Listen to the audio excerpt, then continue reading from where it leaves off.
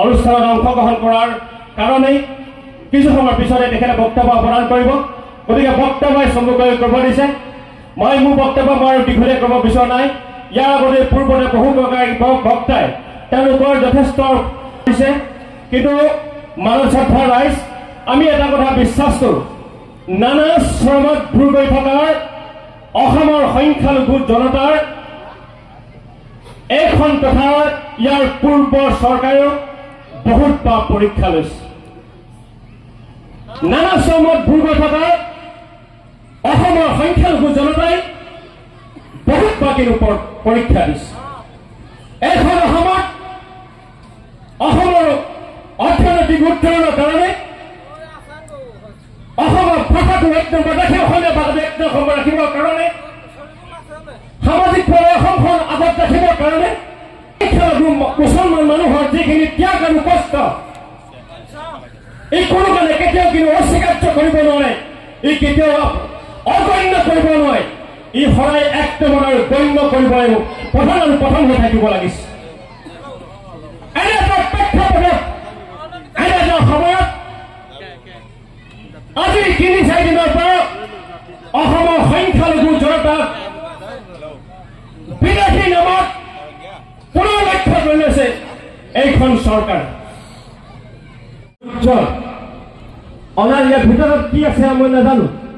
গতিকে এই অনাজ সৰুজ যিখন কাব্য, যিখন কবিতা আছে ইয়াত, এই কবিতাখন আনুষ্ঠানিকভাৱে উন্মোচন কৰিবৰ কাৰণে মই আজি সময়ৰ মাননীয় সভাপতি তথা আমচু সভাপতি মুখ্য উপদেষ্টাকে ধৰি আমচু উপসভাপতিসকল, উপদেষ্টা মণ্ডলীৰ সদস্য সকলোকে মই অনুৰোধ জনাইছো,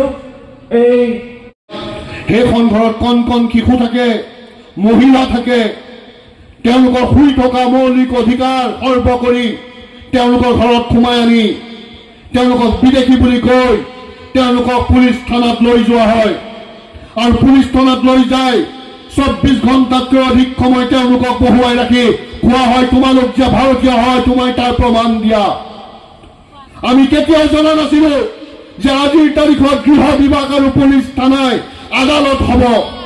যিসকল লোকৰ গোচৰ ইতিমধ্যে আদালতত চলি আছে, যিসকল লোকক আদালতে ইতিমধ্যে প্ৰটেকশ্যন দি ৰাখিছে, বেইলত আছে, যিসকল লোকৰ নাম NRCত আহিছে, যিসকল লোকৰ NRCত নামত আহিব বুলি তেওঁলোক ইতিমধ্যে ৰৈ আছে, সেইসকল লোকক আজি মাতি লৈ আনি তেওঁলোকক থানাত বহাই ৰখা হৈছে।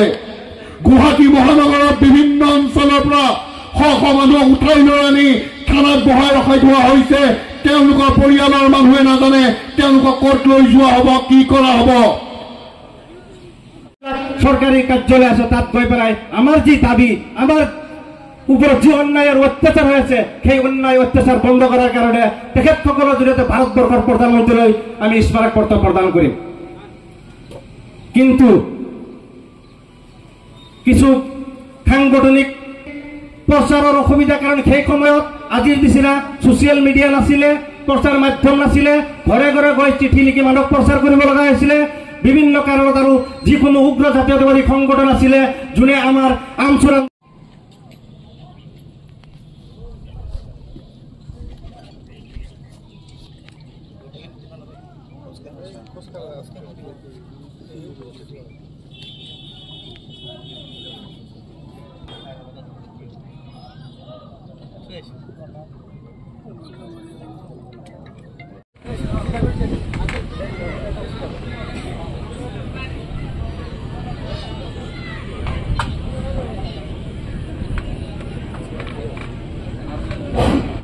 সভাপতি আমার পুকুরের শ্রদ্ধার আব্দুল্লাহ নাগরী ডাঙ্গরিয়ার নেতৃত্বত যে প্রথম কার্যনির্বাহক সভা হয়েছিল, সেই সভাতে সিদ্ধান্ত গ্রহণ করা হয়েছিল যে আমি অর্থাৎ আমসুয়ে